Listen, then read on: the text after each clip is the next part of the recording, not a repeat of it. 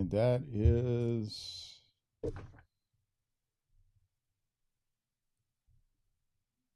oh, I had to buy new headphones too. My other ones, they went last show they went real wonky on me. They the one in my right ear was blown, so I had to buy a new pair. They're cheap though. That's the good part. They're only like $14 or so. Which ones you got? Cause I got mine cost like 90 something. Uh for this show particular, I have where's the box? Just had it. Oh, this is what I use. It's on Amazon. It's Oh, cheap. okay. They're for monitoring, preferably. So that's what I did some Okay. I research got the on them. I short didn't want all ones. the extra stuff, huh? I got the short ones. Ah, yeah, you went Yeah, on an played expensive myself. Yeah, train. played myself. All right, we are up running. Let's bring the show in and get it going. And it goes a little something like this. Hey, welcome to the Black Filmmakers Lounge presents the Saturday morning indie industry shop talk with your host Michael Melvin, Tamara TK Henderson, and Jacoby Simmons. And today we're having a wonderful good time. But if you want to know what the Black Filmmakers Lounge is all about, it's where independent filmmakers, whether novice or professionals, come together to gain insight, perspective, through education, information, networking, and to discuss industry best practices that will advance the Black interdependent film community. I'm your host, Michael Melvin, and my co-host here, Jacoby Simmons, is sitting hanging out, and we are doing what we do.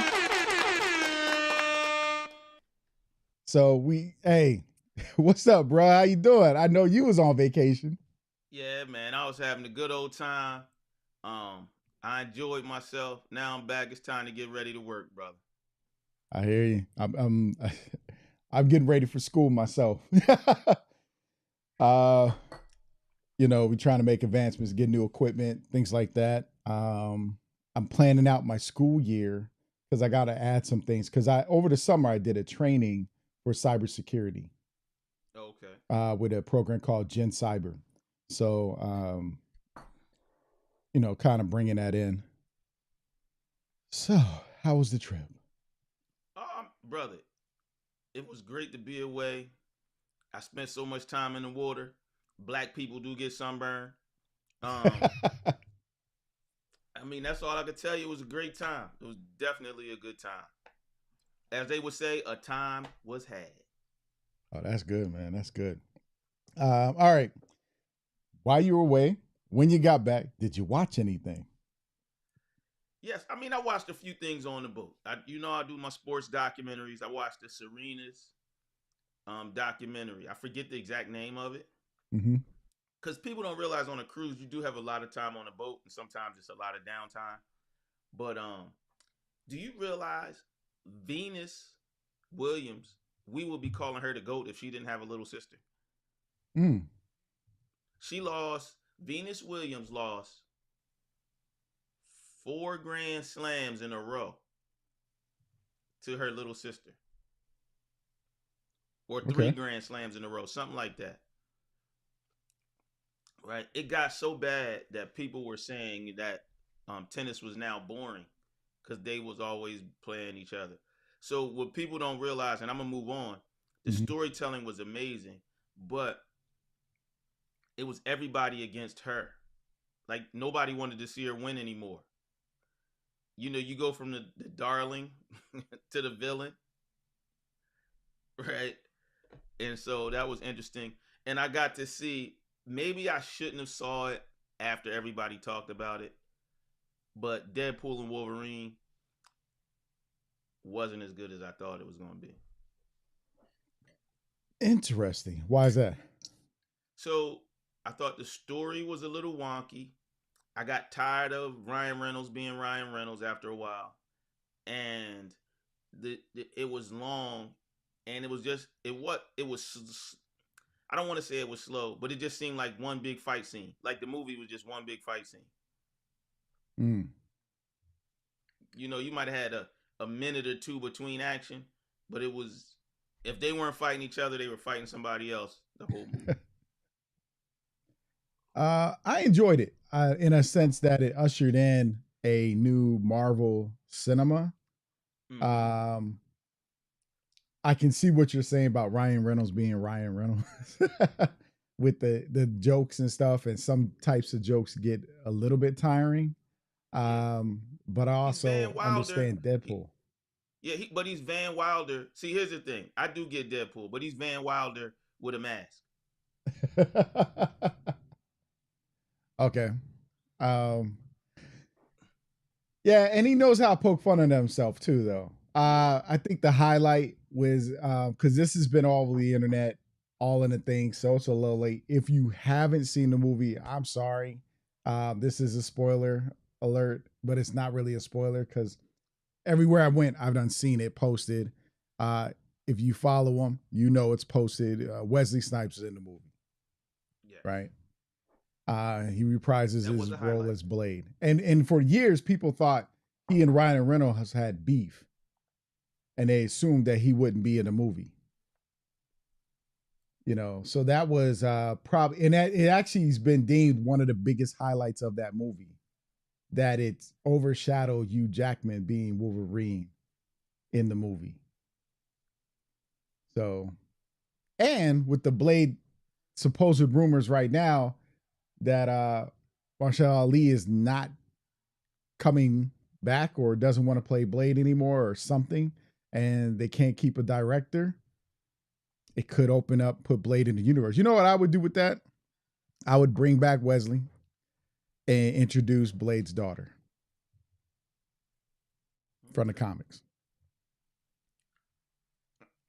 I don't know much. Blade wasn't one of my comics that I spend a lot of time on, Mm-hmm.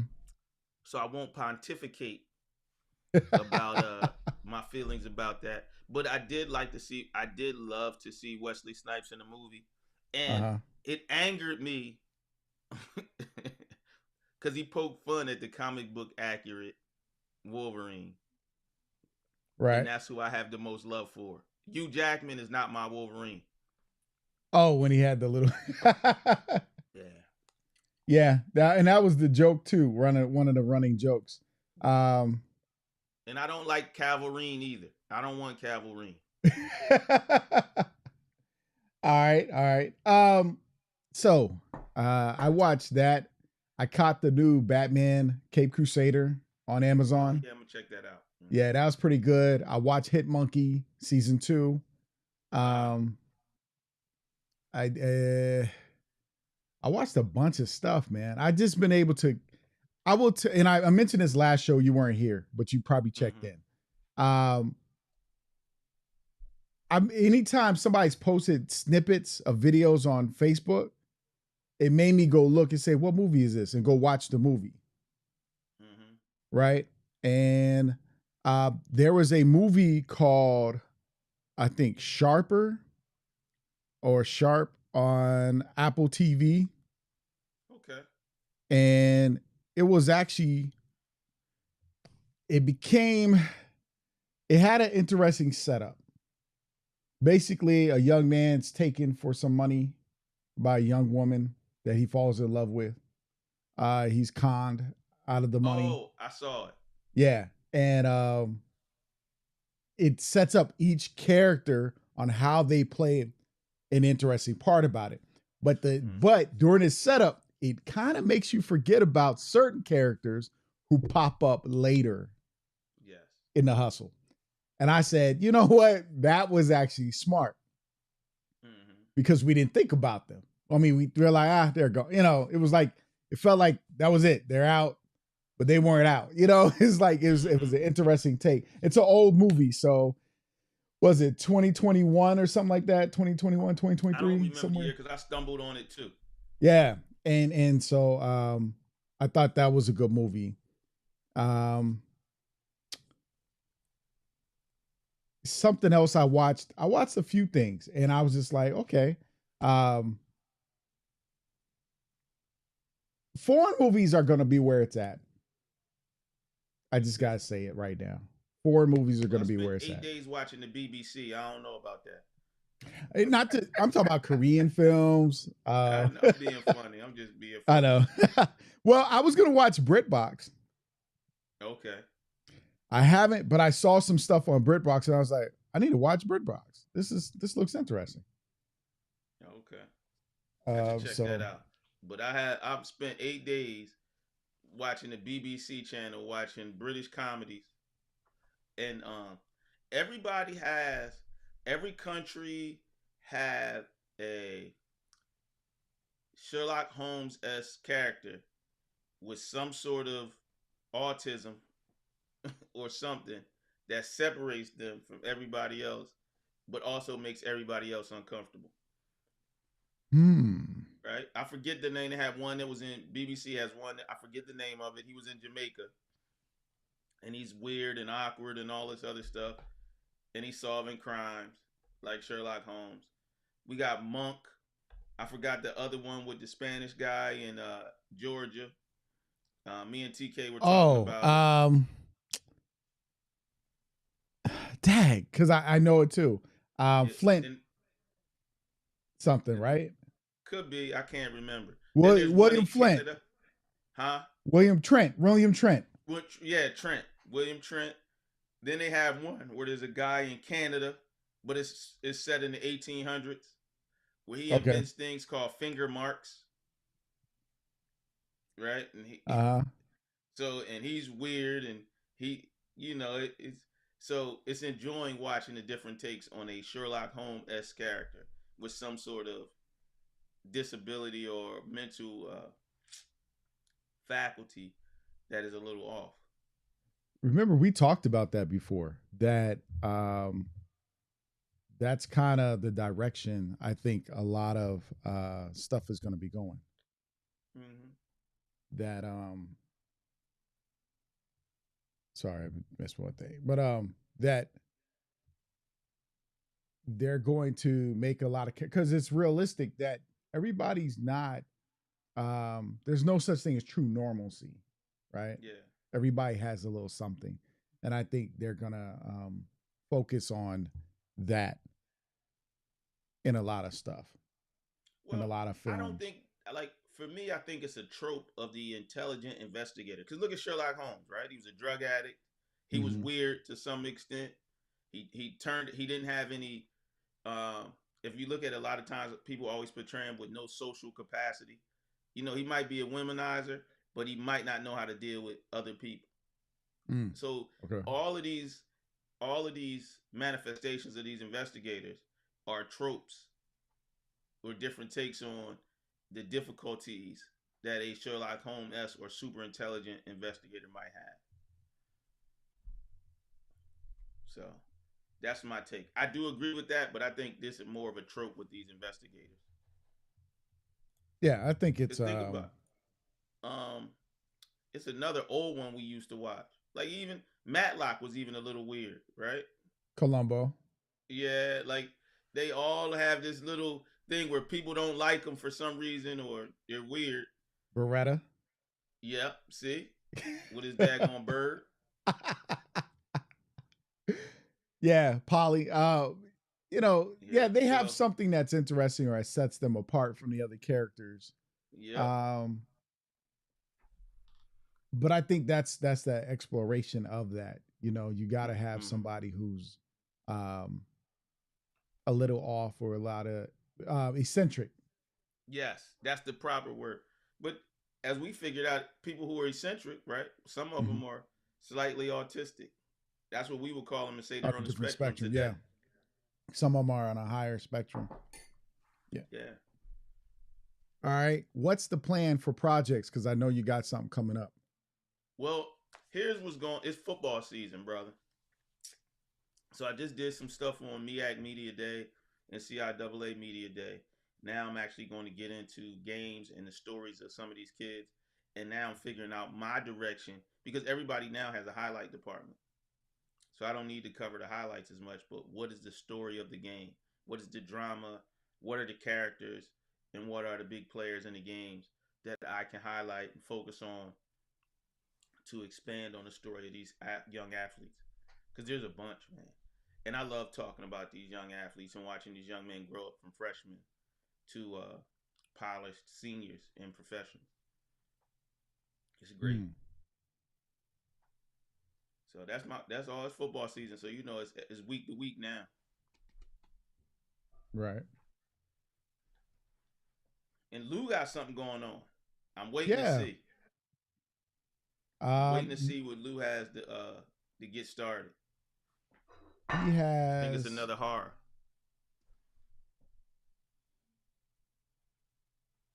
He has the where he talks about, he watches trailers and they discuss. Oh, you talking about film wise or? Yeah, film wise. I seen that. Okay. I love his trailer show, his reaction show. Yeah, But so that's he hit me up about a project, so I'm waiting to see what he has going on. Yeah, I think that was and that's interesting that he's doing the project where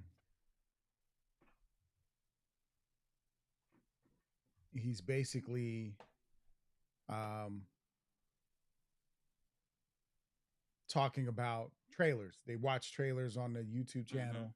I know it's supposed to be he and a young lady. So we commend you, Lewis, because we're always supportive of our family up in here. So yeah, do your thing, bro. And we, whenever you want to come on and talk about it, we here. So I got some new stuff that we're going to be introducing. What? Another lens for your Canon, or are you going to talk about the R5 Mark II? Nah, I'm gonna keep my C70. Actually, I am looking at the C400 though. You're just starting stuff. I've been looking at cinema lenses though, so if I do anything, it's gonna be with a cinema lens. And I saw some nice, decent ones.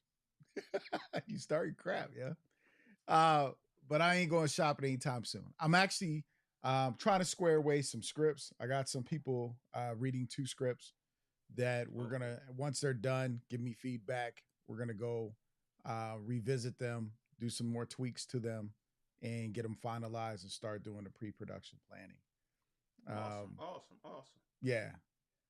So that's the objective on that. And then for the show, for the lounge, not just our show, for the lounge,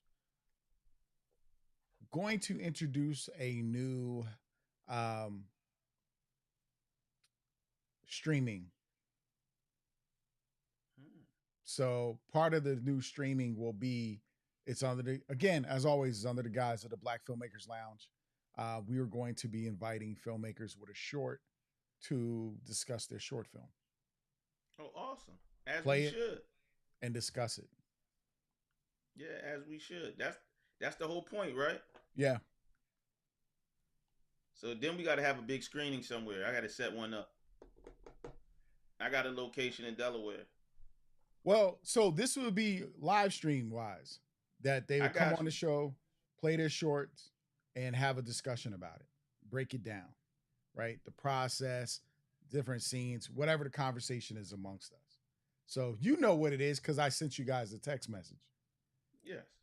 Yeah. So now I might change the name of the show a little bit, tweak it just a little bit. Okay. But I thought it would be a good thing.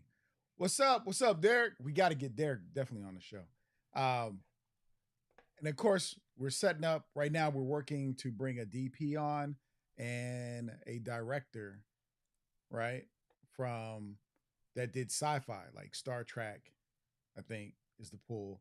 And then the director of the documentary. No, the DP for the documentary for the Serena Williams we're looking at, right? We've been discussing that back and forth. So hopefully, I don't know if that's next week. Maybe we'll find out. Um, but we're just trying to get all those things set up, those ducks lined up, and I think we're gonna kind of go for the panel in September where we have the Derek if he's available, because I know Derek just came off. I know you just wrapped up, right, Derek? Like you're done now.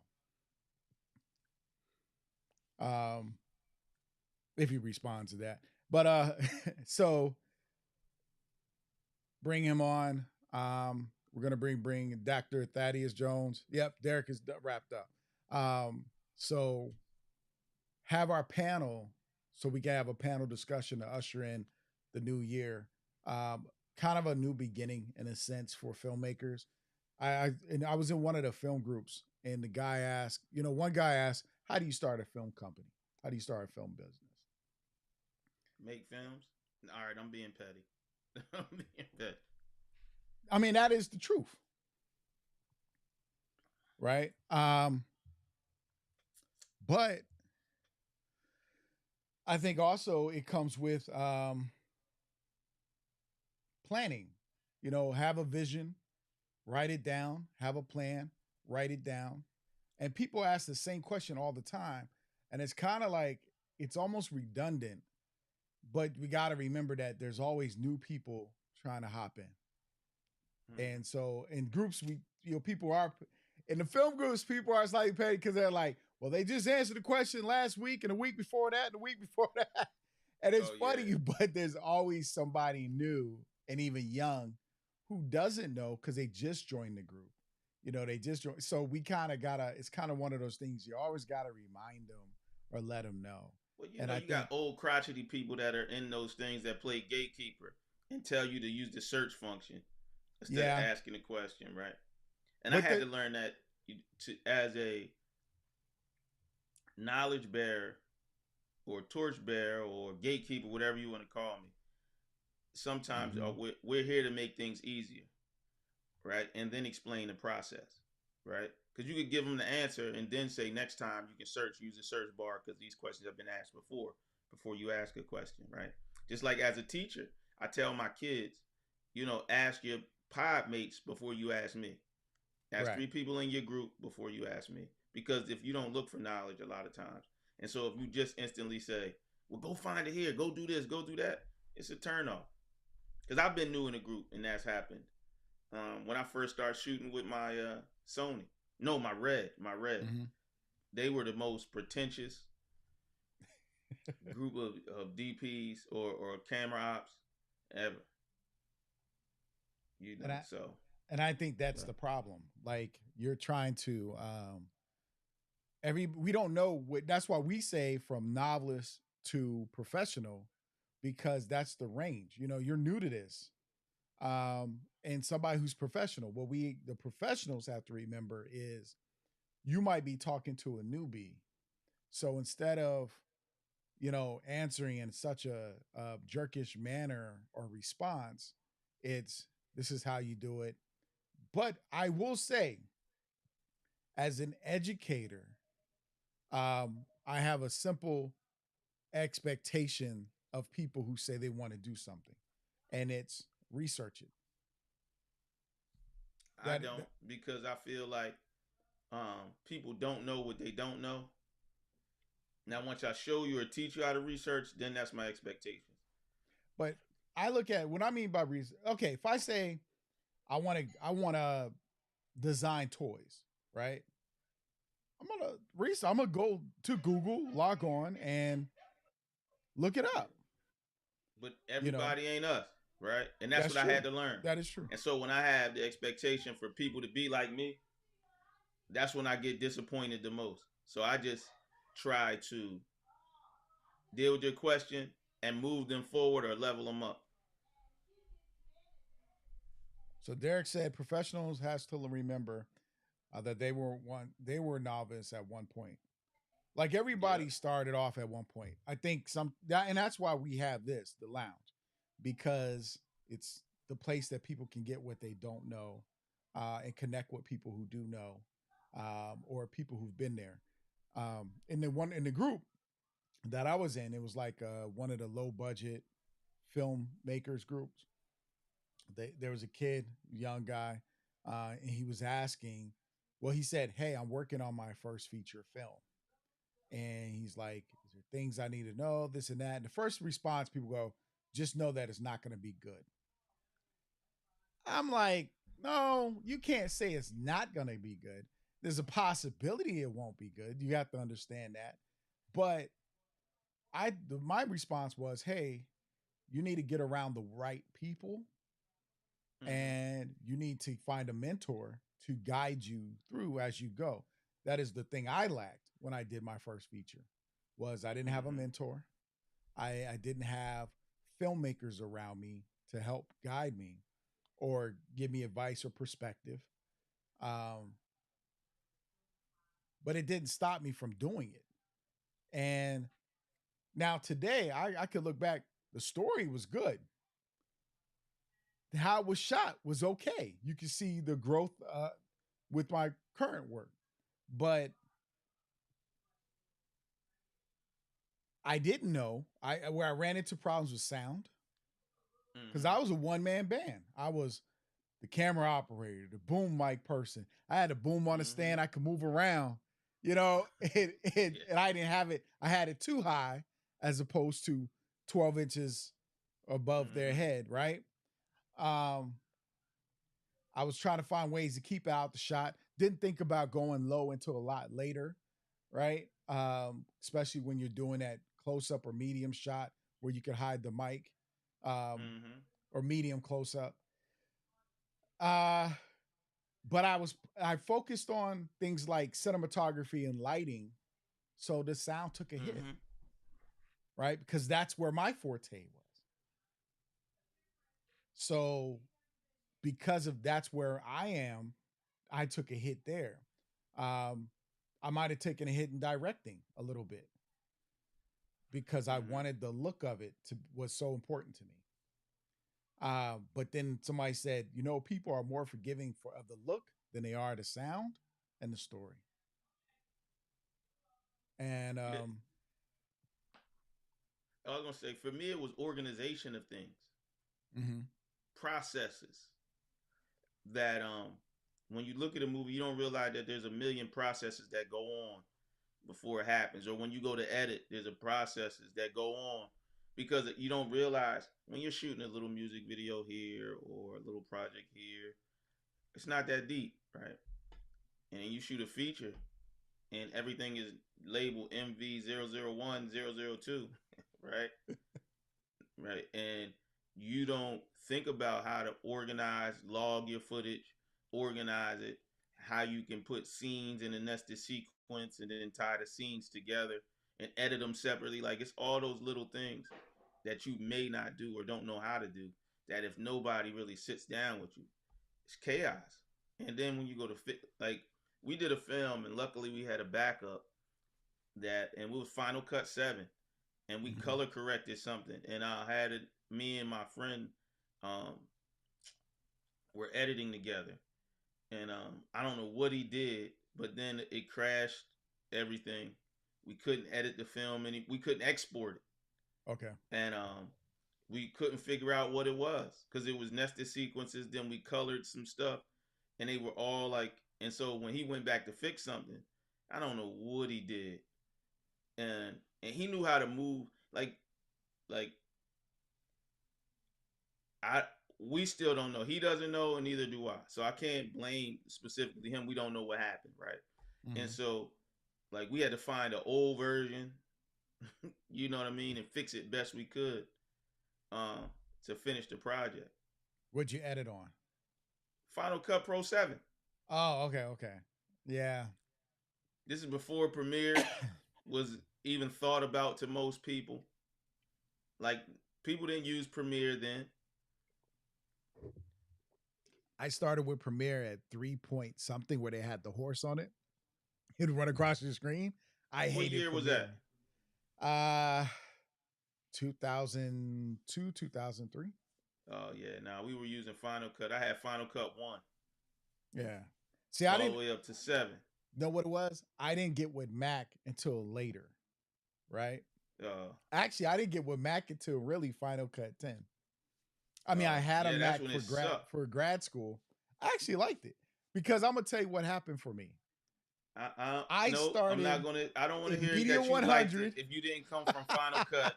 We're not going to even try No, to use that. I used it because Final Cut, the Final Cuts were like Media 100. I had already used Avid, and of course Premiere, right? If the facility I worked in my internship, it was an Avid. They had an Avid studio, which was like $100,000 at the time, right? So I was trained on Avid. When I was in college, I had a friend that worked at Gannett, which was like USA Today, main place in Virginia, right outside of DC, and they had Media 100 on a Mac at the time, and so I learned how to use the Media 100, and I was non-linear editing before my classmates were. And then I found that, and this is why I was in college, Adobe had a home version of Avid, cheap as I don't know what. It was like $100, but and it really looked like a home version. But but $200 back in 2000 is not cheap. No, I'm saying the quality was cheap. Like it didn't look like the Avid I used for my internship. And it was a home version for real, And that's how I got in was it Matrox, when they had the whole connection to your computer and they were using Adobe. I started with Final Cut 1. And listen, all Premiere was to me was Final Cut Pro 10. That was the real Final Cut Pro 10. Because that's all. If you look at what Premiere is now, Premiere is definitely a Final Cut spinoff. It's exactly the same thing. Some people feel like Adobe's gone their way out. Yeah, because I switched to DaVinci about 2 weeks ago. See? Yeah. I have a friend arguing with me. Man, it don't matter. DaVinci, DaVinci is really good for its coloring. I said, okay. Not anymore. They step. Yeah, mine doesn't crash. It's faster. All these other things, and the workflow is more seamless. So that's what got me into the company at the time that became. It wasn't Sony Vegas. It was Vegas, and it was they had Soundforge and everything. I can't remember the original company's name, but it became Sony Vegas. Sony bought the company out, and I got trained in that. And what I liked about Sony Vegas, it was a PC base. I wish it was an Apple base at the time, but it was PC base, and it would take in any footage, any type of footage containment, MOV, MPEG, you know what I mean? Like all the different containments and you could put them all on the same timeline and it would be smooth. Derek said he switched to Resolve over years ago. So yeah, I did Media Day the other day, and I had to get these interviews out. Final Cut, not Final Cut. Premiere kept saying media missing. You know that little red thing when you have the media, but it wasn't. It had just imported it. And I'm like, yo, what is the problem? And so I couldn't edit. It was taking me a minute. I said, all right, I got a quick YouTube video. I had a copy of the studio, so I had a paid version of DaVinci. Right. Man, I threw that in there and edited it real quick, set up my keyboard. I took about an hour to set up my keyboard. Once I got the keyboard set up, it was like this. Oh, would you have it mimic Final Cut? No, I have my own custom keyboard set up. So I move a bunch of keys around so I don't have to move my left hand as much. Got you. Yeah, so like I moved so I use the edit key or splice key. I don't use the razor blade tool. It's add to edit. And I moved it to ASD. So you cut off the top. Yeah. Split the edit or cut off the tail. And I have that all at ASD. I forget. I got to go back and look because I haven't used it in a week since I set it up. But I have those things set up. So all there. And then I use JKL because I get rid of the K key. Because how many buttons do you need to start and stop? So I just use my space bar to play. I set up my resize keys on my arrow keys to resize my timeline. Okay. If I need to, and then to move 1 or 2 frames, I set the other arrow bars to go back and forth. So like I do a lot of, and I forget. I gotta look and make sure. But my insert and overwrite keys I moved. Oh, okay. And you like Yeah. So now what I did look at because DaVinci has it, and so does I know they have it for Adobe and some other ones where they have the controllers that we used to use back in the day when you worked at a TV station. You know, your jogging yeah. controllers and all that. Like I was used to those. Um, and I did have something that did that a long time ago, but after a while, it didn't work anyway. I Once bought you one of moved those computers Elgato in. things to try to use as jaw controllers, Mm-hmm. but it's just awkward sitting on the key bars. I mean, on my thing, because you Mm-hmm. don't want to take my hand off my mouse. So I'm trying to figure out a way to set it up. So there's a few things that you can get that does that. Yeah, because the other controller has the balls that move around to kind of control it. You And know what? I'm glad we're grown men on here. oh, No, because I'm tired of people saying pause or no diddy or no whatever. right. I'm tired of it. Yeah. Anyway, my fault. Nah, and but the joggers, I preferred those at that point because they're so quick and smooth, you know, Mm-hmm. and you just click in, tap in, and then once you know your punch in codes, and punch in because you find your clip, you already know your clip and stuff, and you drop it right then. Derek said he's Yeah. with you on that one.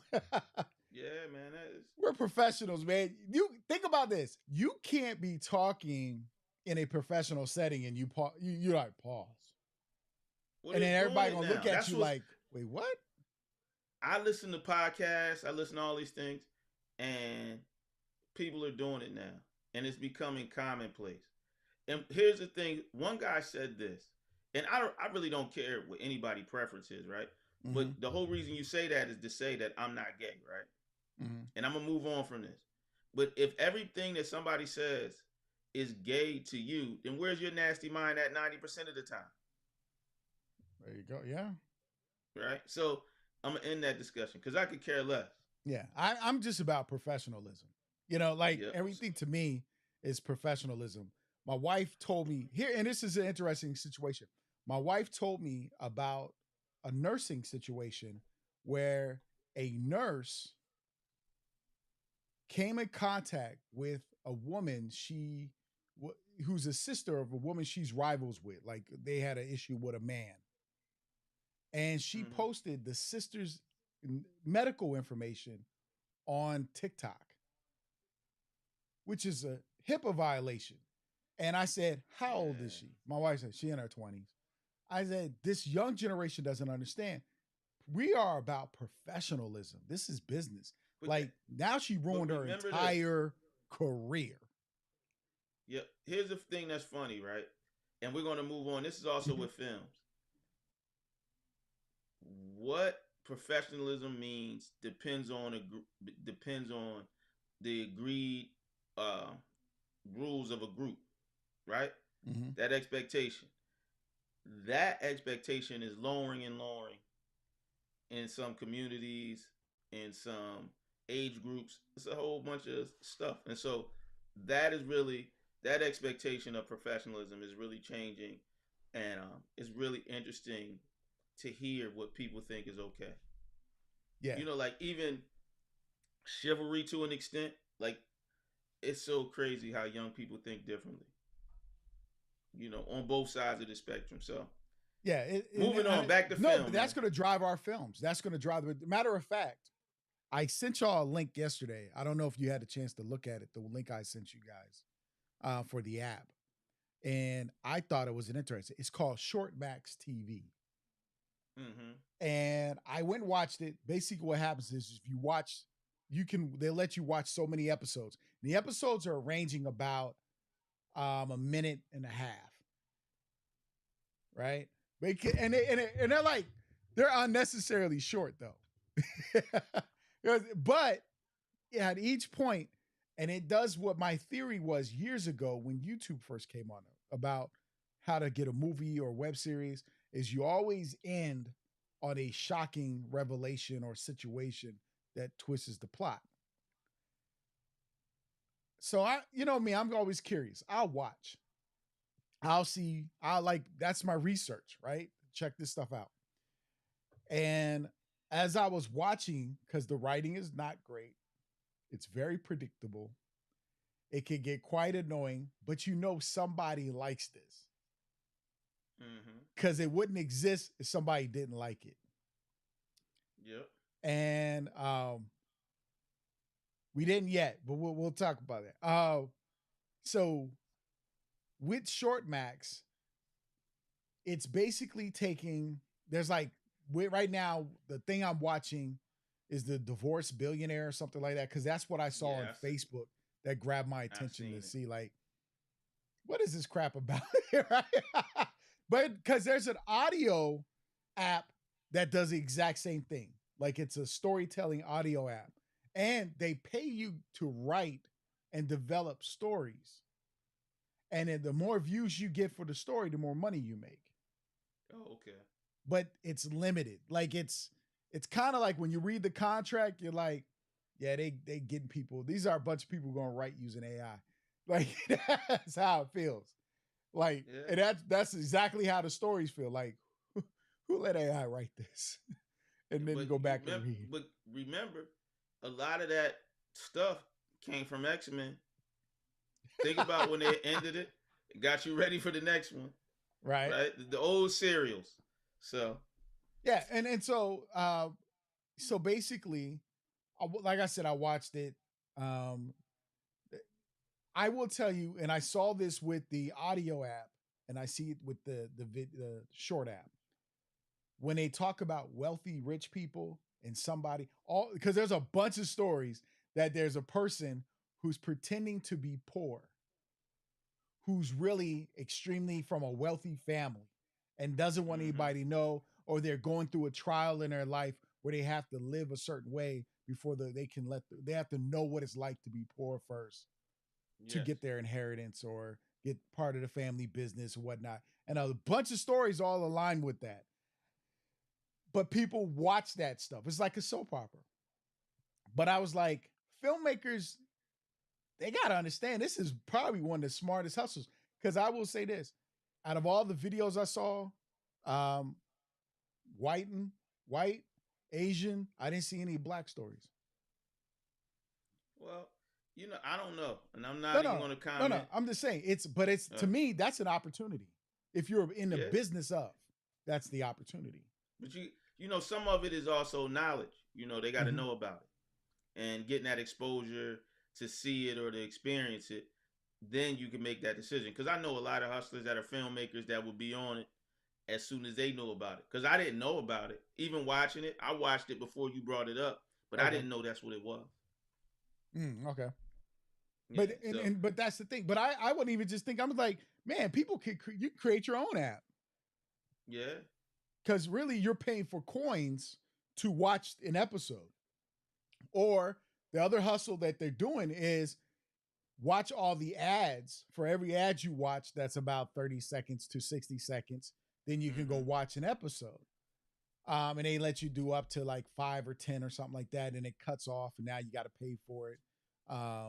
And the price ranges. But so is that like the fast channel? What is the fast channel? I'm new to that. Fast channel. I don't know the fast channel. I know about 50 Cent with building a studio, starting to deal with Lionsgate, brokering a deal with Lionsgate. Yeah. So I kind of felt like 50 would be moving a little bit away from Stars, not totally away, but Stars isn't doing what he needs to be done with him.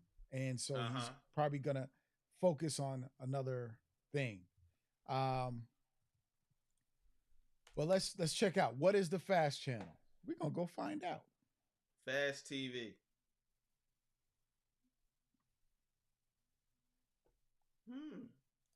Similar to cable. Oh, free ad support TV. You know such what? as Wait a TV, second. Tubi, and Pluto. Wait, didn't I say that? I'm sorry. I do know what fast is because I sent them the white papers on it. Uh, that, you know what, brain, charge it to my brain, Derek, because I did talk about this before in a previous show where you had the ad-based television and all that, and that. So we're going back to regular TV. Not totally. I think No, but fast TV is regular TV. yeah, but here's the thing. You're gonna have Tubi, you're gonna have Crackle, you're gonna have Pluto, you're gonna have those, right? And you're still gonna have the Hulu, the Amazon has added ads in. Everything's about advertising. Like, let's just be very real about this. No, everything's about this, brother. But it's about promoting something to you. Like, movies and TV shows originally were all about commercials. That's who paid for them. When we watch television, it's the commercial ads that used to pay for us to watch TV. But the reason I say that is look at Netflix. Netflix had no commercials for years until they start spending all this money, so they needed new revenue. That right there. Right? So it ain't about, Netflix don't care about advertising anything but their stuff. But right? the advertising happens in the movies. Yeah, in the actual but I'm talking film. about, but now they're running ads for this. HBO Max does it too. Like, I've seen when we were watching The Boys, remember?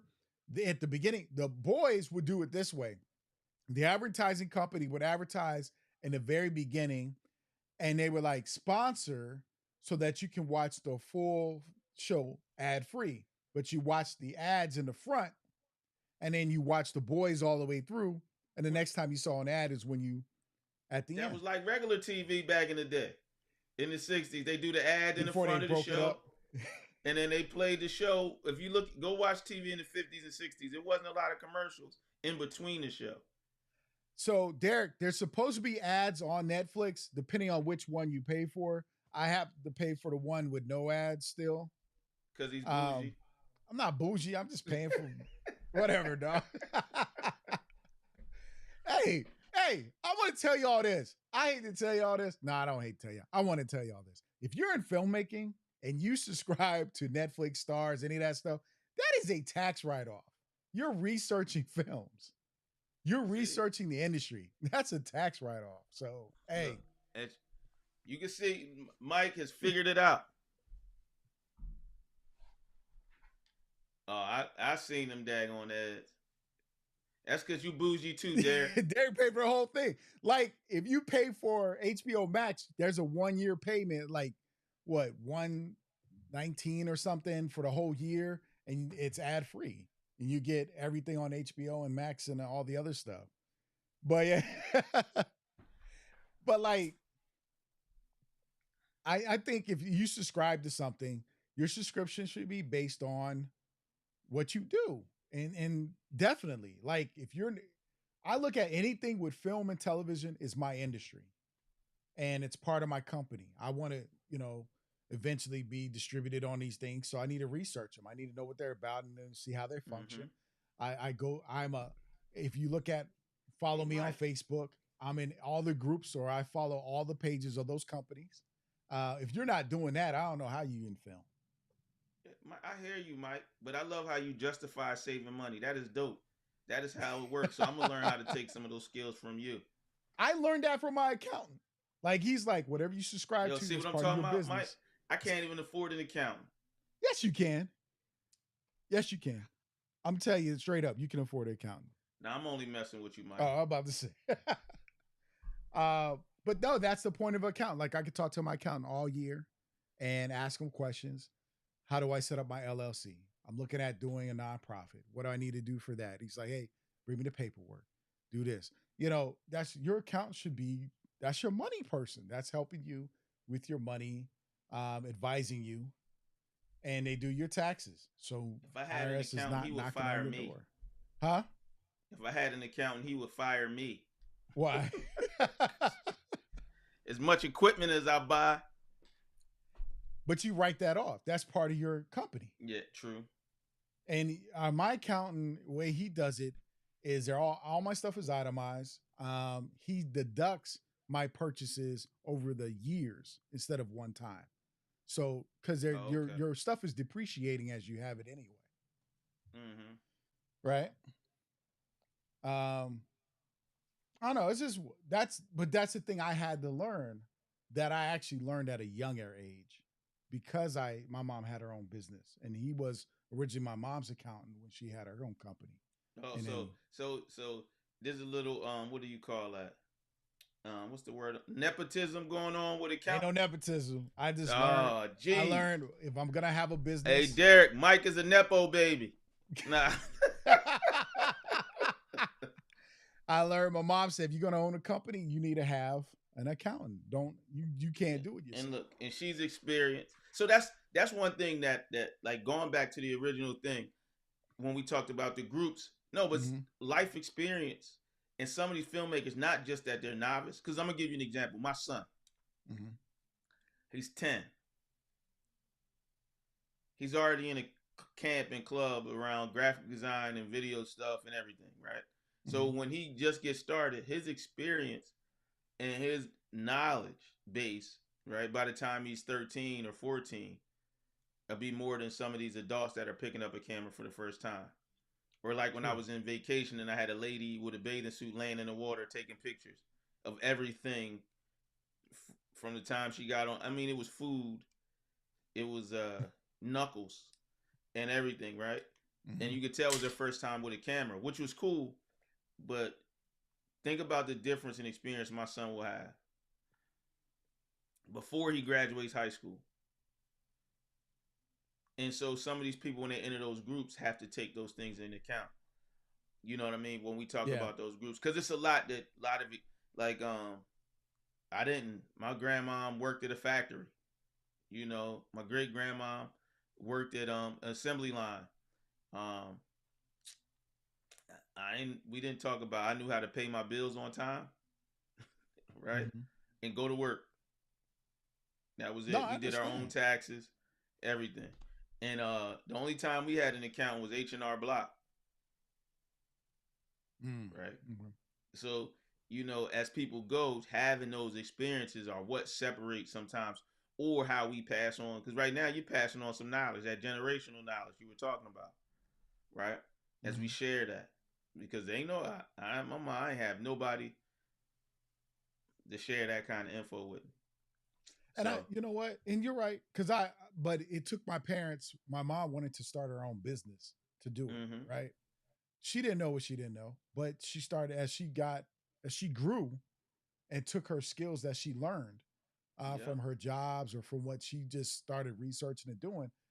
She put it to use, Mm-hmm. and she had a guy who did her accounting who didn't really care for her in a sense because couldn't see her and my dad doing better. Mm-hmm. Um, and she found another person, didn't worry about it. This helped her Yeah. through and connected. And it's unfortunate um, about certain aspects, and I'll tell you about that later. But it's Yeah. unfortunate.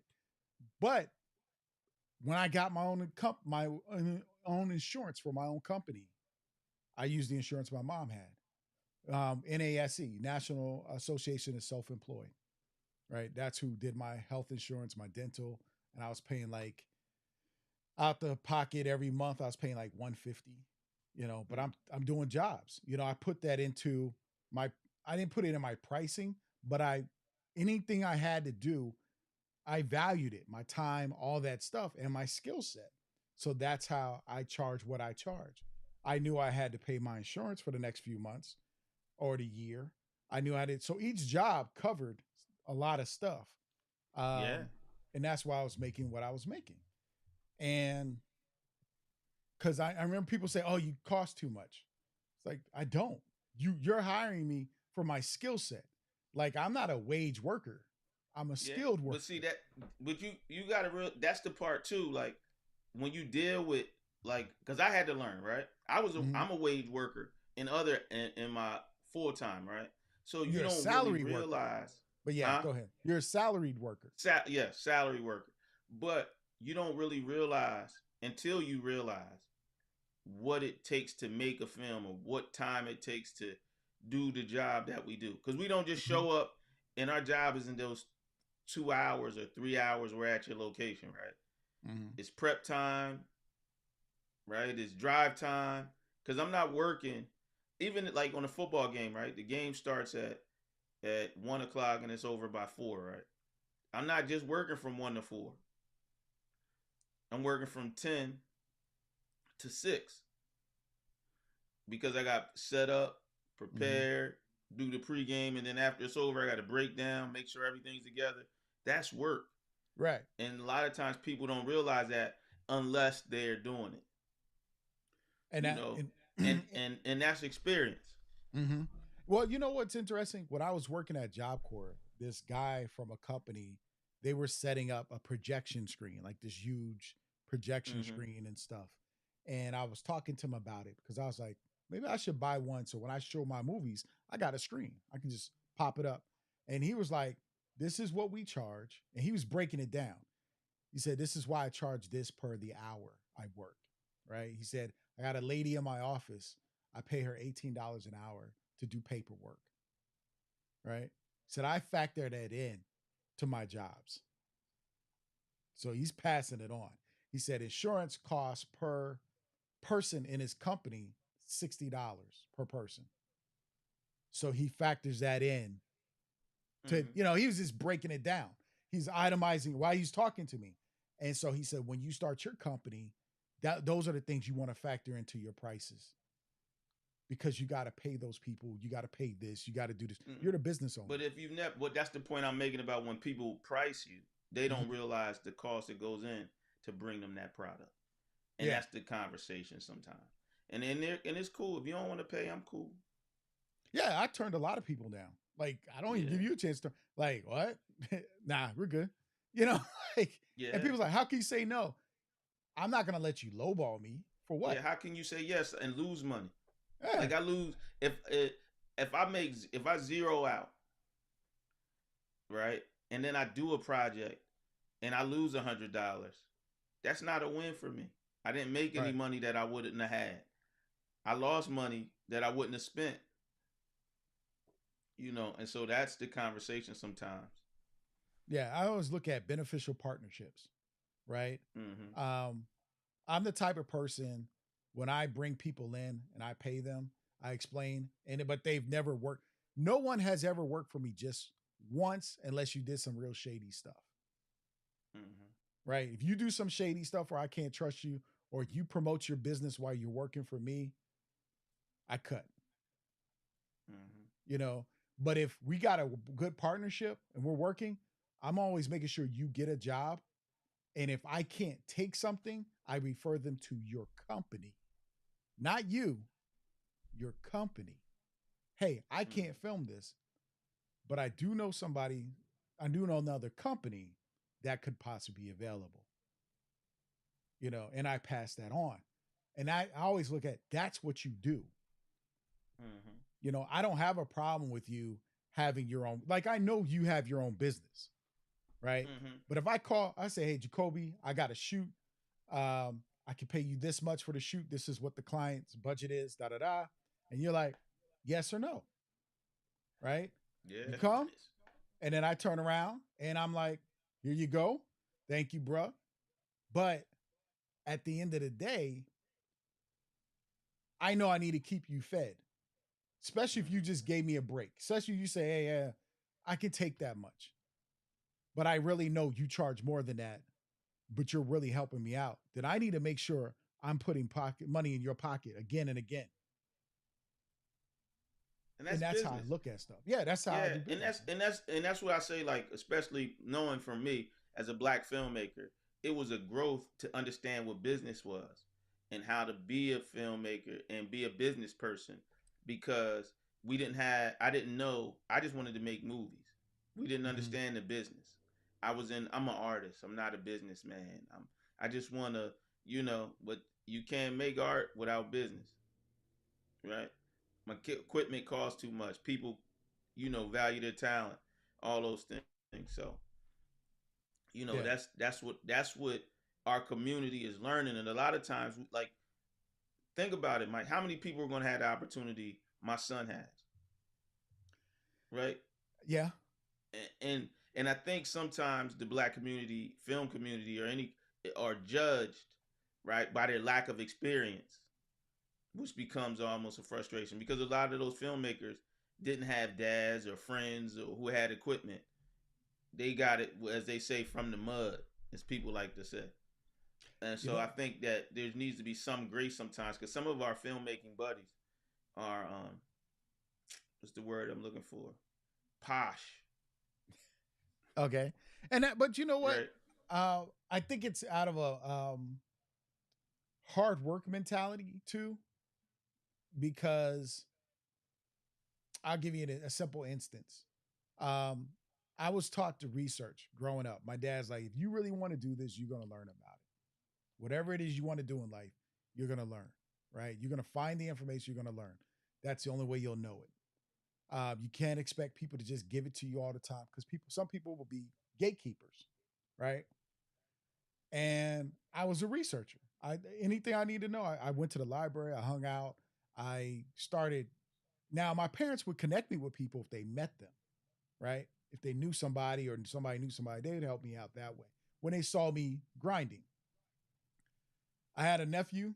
I asked him to read 2 books so we could have a conversation. He Mm-hmm. said, why don't you just tell me? I said, I did. I gave you 2 books. One book was this thin. I'm literally this thin. And it would took him like not even an hour to read. Well, maybe an hour because he should have been highlighting and finding stuff. And I said, I'll give you the books. You just need to read them. He told me no. How old was he? He was 20 something. So my point, right? So if that's never been an expectation, right, beforehand, why would that be an expectation now? That's the part that But like when I why is it talk, an like when we expectation? sit Because back, we go to school to learn. yeah, but that's a naive blanketed statement because everybody's school experience, everybody's experience is vastly different. So I'll give Okay. you me. I didn't buy books in Mm-hmm. college. I memorized whatever was said by the grace of God was a skill. That same thing that made me good in college hurt me as a professional Mm. Okay. because I couldn't remember everything. So you gonna tell me I didn't work hard?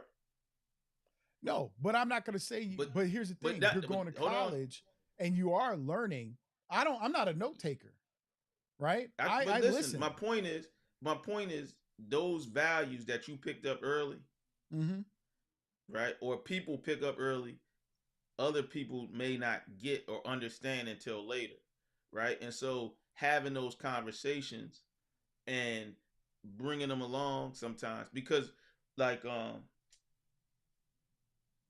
there's a book. I can't remember the book. I probably need to make those notes too. There's a book that talks about how people move from groupings to groupings, right? Mm-hmm. Whether it be the front novice, like even in filmmaking, there's always a person that's a mentor that teach you the ways of how things go when you get into this other group, Right. right? And so even when you tell the stories, you always are telling it from a perspective of who pulled you into that other group, right? Your parents Mm-hmm. told you if you need to do this. So what if somebody never had that? I give you an instance for me. I won freshman athlete of the year Okay. in college.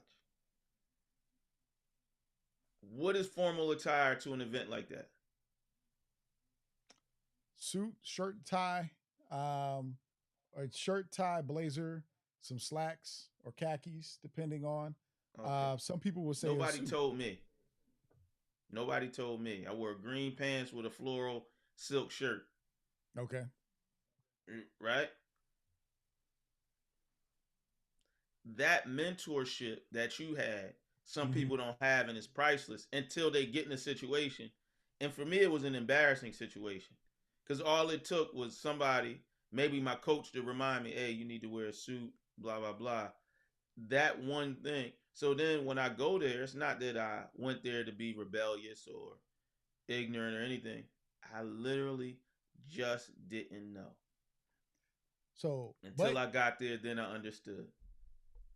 and I can respect that. Like I as a teacher, I've had students who, hey, Mr. Melvin, I got a scholarship, but how do I go to this banquet? Right. And I take But care they of my had students. somebody. You notice how he had you to ask. Yeah. Because I They believe in don't have mentoring. somebody to ask. My mom never been to a sports banquet. But You here's a know. but again, this is me as a teacher, you're a teacher. We are, and this is why I'm always on black males being teachers, because we can be the first ones they see that impart something into their lives, our students. Hmm. And I've had one. I got a fabulous one. But at that point in my life, he wasn't. He was at home. I was in college. Didn't ask him. Didn't think to ask him. I didn't Oh know yeah. what I didn't know. Right. Nobody said anything, and then I learned from then on. The whole point is those are the things. Like I know you do it, Michael, when you have Mhm. people in your close proximity. But when people are outside of that proximity, people have to remember that everybody didn't have those opportunities and situations like them, or may not know. And so once I help you the first time, I don't have to tell you twice. No, Right? I get you. My point with my nephew was he did know to read. His dad had did a gospel album and all this. My brother did, so it wasn't that there But was did he not spoil him? knowledge around Did he him. spoil him a little bit? No, I don't know what he did. I just know that everybody was in my family was taught education is very important. Um, you got to get it because uh, our parents struggled. Their parents struggled. My mom didn't get her college degree until she was 65 years old. But You know, but Mike, we do that to our kids, right? As things life gets easier for us, it gets Mhm. easier for them. They don't see what we saw. My kid ain't. I'm on my sons, and they do more than I ever did, and I'm on them. But they'll never have to grow up like I grew up, And and I their understand. life is Yeah, very different. I do believe in mentorship. That's the number one thing for me. Like you And and I that's have the talked key. about it. I always believe that we should have somebody who's mentoring us, somebody that we're walking with to hold us Mm-hmm. accountability, the accountability partner, and then somebody we're always mentoring someone else. And I tell Mm-hmm. people all the time, if you can't find a mentor, ask people, talk to people. If your mentor's not doing enough, find other mentors. You never get stuck with a mentor because, unfortunately, and this is the reality of mentorship, as a mentor, you should be pushing your mentee towards someone else if you find that they're going to surpass you or they need something more than you can offer, Yeah, just like a right? coach. Once he You gets can't, it, he playing high school ball. Once he's too good for high school ball, right? It's time for him to move on to go to college, right? You got to shove him. yeah. Or when I'm coaching my son in wrestling, when he gets good enough, he needs better, he meet better competition, and I'm at my level of coaching, I need to shovel him to someone else. Yeah. That's it's I agree with you totally. So, I mean, that's But the how are we biggest gonna thing in close film. this out? So, what's your 60-second? I was going to ask you that anyway. What's your 60 seconds, man? It's 6 seconds. Do it. Well, it is honestly is really short, man. Respect people in all aspects, right? In all things, but stay firm in who you are. Mm. That's it. All right. And I appreciate that. Um, my 60 seconds is know that when know that you can be knowledgeable at any age. Mm-hmm. Just don't think you're the smartest guy in the room. That will Yeah, be you could die that way. everybody's mistake when you think you're smarter than everybody in the room. And the one quote I always learned was the most intelligent person in the world knows they're not the most intelligent person in the world. Person in the world. Yeah. And so we have to understand the more people we're around to absorb and get information from, the better off we are. Because there's insight and perspectives that we don't have or share because of experiences. And our growth comes from gaining perspective or having experiences and listening to others. And if you have a deaf ear to people, never expect them to even listen to you. Mm, that's true. So, and as the Black Filmmakers Lounge way, be strategic, intentional, and authentic. So we like to thank you guys. Thank you, Jacoby, for coming on, hanging out with us. As always, we family. Brother. We do what we do. Like, subscribe, share, follow us on YouTube, Facebook, Instagram, and real quick, make sure that you are going to the Black Filmmakers Lounge webpage at blackfilmmakerslounge.com. Check it out. You'll see the latest show on there, everything. So we hope you guys enjoy. Subscribe to our YouTube channel, and we'll catch y'all later. All right. Peace. Like, subscribe, share. What? Like, subscribe, share. What? Like, subscribe, share. What? All right, y'all. You have a blessed one. Be safe. Enjoy your weekend. Go film something. Do something. Prepare. We got a really great project coming up. So get those short films ready and get ready to come on and talk about them. We out. Peace.